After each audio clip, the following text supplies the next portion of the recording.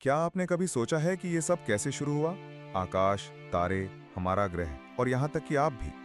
कल्पना कीजिए कि ब्रह्मांड अपनी सारी जटिलता और सुंदरता के साथ एक शुरुआत थी और जीवन समेत जो कुछ भी मौजूद है वो सब एक ही पल से आया, बिग बैंग। इस वीडियो में आप जानेंगे कि ब्रह्मांड कैसे शुरू हुआ, कैसे विकसित हुआ और कैसे तमाम मुश्किलों के बावजूद इसमें एक असाधारण चीज समा गई, चेतना। अगर आपको ब्रह्मांड के रहस्यों में रुचि है तो अभी चैनल को सब्सक्राइब करें, इस वीडियो को लाइक करें और इसे विज्ञान प्रेमियों के साथ शेयर करें। आइए समय और स्थान की इस यात्रा पर साथ चलें। ये सब लगभग 13.8 अरब साल पहले शुरू हुआ था। तब ना तो कोई तारे थे, ना आकाशगंगाएं और ना ही परमाणु। समय और स्थान अनंत घनत्व और तापमान वाले एक बिंदु में समाहित थे।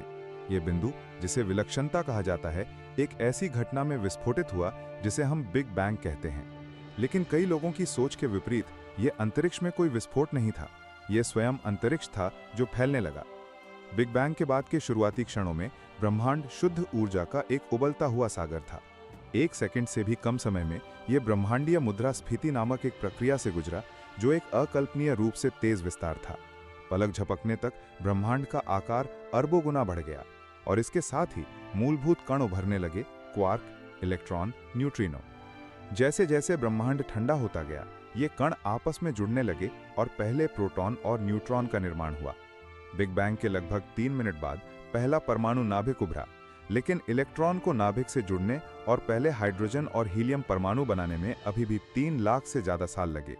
इस क्षण को पुनर्संयोजन का युग कहा गया, जब प्रकाश अंततः ब्रह्मांड में स्वतंत्र रूप से चल सकता था।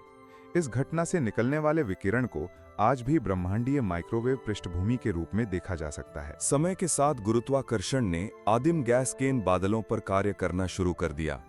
ब्रह्मांड के बाकी हिस्सों की तुलना में थोड़े सघन क्षेत्र अधिक पदार्थ को आकर्षित करने लगे, धीरे धीरे बढ़ते हुए।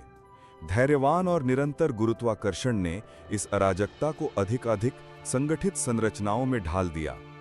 इस प्रकार बिग बैंग के लगभग 200 से 400 मिलियन वर्ष बाद पहले तारों का उदय हुआ। ये प्रारंभिक तारे विशालकाय थे, लगभग पूरी तरह हाइड्रोजन और हीलियम से बने थे। वे चमकते थे और बहुत कम समय तक जीवित रहे, बेशक ब्रह्मांडीय पैमाने पर, लेकिन अपने भीतर अत्यधिक दबाव और तापमान में उन्होंने कार्बन, ऑक्सीजन और लोहे जैसे पहले भारी तत्वों का निर्माण किया। और जब वे सुपरनोवा नामक विशाल विस्फोटों में नष्ट हो गए तो उन्होंने इन तत्वों को पूरे अंतरिक्ष में बिखेर दिया। इन तारकीय अवशेषों ने ब्रह्मांड को अगली पीढ़ियों के तारों और ग्रहों के लिए भी के कच्चे माल से समृद्ध किया। ब्रह्मांड अब एक बंजर जगह नहीं रहा, यह उपजाऊ होता जा रहा था। समय के साथ तारे विशाल गुरुत्वाकर्षण समूहों में एकत्रित होने लगे। आकाशगंगाएं, हमारी अपनी आकाशगंगा मिल्की वे लगभग 13 अरब साल पहले बनी थी। इसकी सर्पिल भुजाओं में गैस और धूल के बादलों से पोषित होकर नए तारे लगातार जन्म ले रहे थे, और इन्हीं भुजाओं में से एक में लगभग 4.6 अरब साल पहले एक नए तारे का उदय हुआ, हमारा सूर्य। सूर्य का जन्म हाइड्रोजन, हीलियम और भारी तत्वों से भरपूर एक आणविक बादल के ढहने से हुआ था, जो पिछली पीढ़ियों के तारों द्वारा छोड़ा गया था। इस नवजात तारे के चारों ओर गैस और धूल की एक डिस्क घूमती रही, टकराती रही और एक साथ मिलकर ग्रहों का निर्माण करती रही। पृथ्वी भी इन्हीं ग्रहों में से एक थी। अपने शुरुआती कुछ लाख वर्षों तक पृथ्वी लावा, लगातार क्षुद्र ग्रहों के टकराने और फटते ज्वालामुखियों का नरक बनी रही। लेकिन समय के साथ परिस्थितियां अधिक स्थिर होती गईं। तरल जल जमा होता रहा, एक वायुमंडल बना और फिर लगभग 3.8 अरब साल पहले कुछ उल्लेखनीय हुआ, जीवन का उदय हुआ। हमें ठीक पता नहीं कैसे, लेकिन सरल कार्बनिक अणु जटिल तरीकों से खुद को व्यवस्थित करने लगे। रसायन विज्ञान ने जीव विज्ञान को जन्म दिया। शुरुआती जीवन रूप सरल थे, जैसे बैक्टीरिया। अरबों वर्षों तक उन्होंने इस ग्रह पर अपना प्रभुत्व बनाए रखा, जलवायु, वायुमंडल और यहां तक कि मिट्टी को भी आकार दिया। समय के साथ इन जीवन रूपों का विकास हुआ। उत्परिवर्तन और प्राकृतिक चयन के माध्यम से बहुकोशिकीय जीवों का उदय हुआ। फिर पशु, पौधे, मछलियां, सरीसृप और अंततः स्तनधारी। मात्र 3 लाख वर्ष पहले एक अनोखी प्रजाति का उदय हुआ, होमो सेपियंस। इस प्रजाति ने अन्य सभी प्रजातियों से भिन्न भाषा, कला और औजार विकसित किए। इसने शहर बसाए, किताबें लिखीं और अंतरिक्ष की यात्रा की। और शायद सबसे प्रभावशाली बात यह थी कि इसने अपनी उत्पत्ति पर ही प्रश्न चिन्ह लगाना शुरू कर दिया। इसने आकाश की ओर देखा और खुद से पूछा, हम कहाँ से आए हैं, हम कहाँ जा रहे हैं। और यहीं पर ब्रह्मांड स्वयं के प्रति जागरूक होता है। हमारे माध्यम से यह अवलोकन करता है, सोचता है और चिंतन करता है।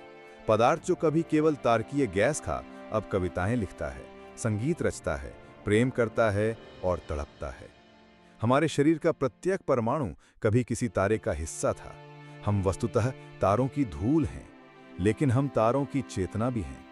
आज हम शक्तिशाली दूरबीनों से ब्रह्मांड को निहारते हैं। हम बाह्य ग्रहों का अध्ययन करते हैं, आकाशगंगा में कहीं और जीवन के संकेतों की खोज करते हैं और ब्लैक होल तथा ब्रह्मांड के अंतिम भाग्य को समझने का प्रयास करते हैं। कुछ सिद्धांत बताते हैं कि ब्रह्मांड अनंत काल तक फैलता रहेगा तथा कथित महाजम में ठंडा और अंधकार में हो जाएगा। अन्य सिद्धांत भविष्य में एक पतन, महासंकट की बात करते हैं। यहाँ तक कि एक महाविनाश की परिकल्पना भी है, जिसमें स्पेस टाइम का ताना बाना ही उधड़ जाएगा। लेकिन परिणाम जो भी हो, इसमें कुछ गहरा काव्यात्मक है। ब्रह्मांड, जिसकी शुरुआत एक छोटे निराकार बिंदु से हुई थी, ने आकाश गंगाओं, तारों, ग्रहों, जीवन और अंततः अपनी कहानी कहने में सक्षम प्राणियों को जन्म दिया। आप अभी जीवित हैं, इस संक्षिप्त ब्रह्मांडीय क्षण में, इस महाकाव्य कथा के साक्षी बन रहे हैं। और शायद सबसे बड़ा चमत्कार जीवन का उद्भव नहीं है, बल्कि ये है कि यह अर्थ खोजता है, यह प्रश्न करता है, खोजता है, चिंतन करता है, यह प्रेम करता है। ब्रह्मांड केवल पदार्थ नहीं है, यह भावना, विचार, चेतना भी है। और शायद यही इस पूरी यात्रा का सबसे खूबसूरत हिस्सा है। अगर यह कहानी आपको पसंद आई हो तो चैनल को सब्सक्राइब करें, इस वीडियो को लाइक करें और इसे किसी ऐसे व्यक्ति के साथ शेयर करें जो अस्तित्व के रहस्यों पर अचंभित हो। यात्रा जारी है और इसे खोजना हमारा काम है।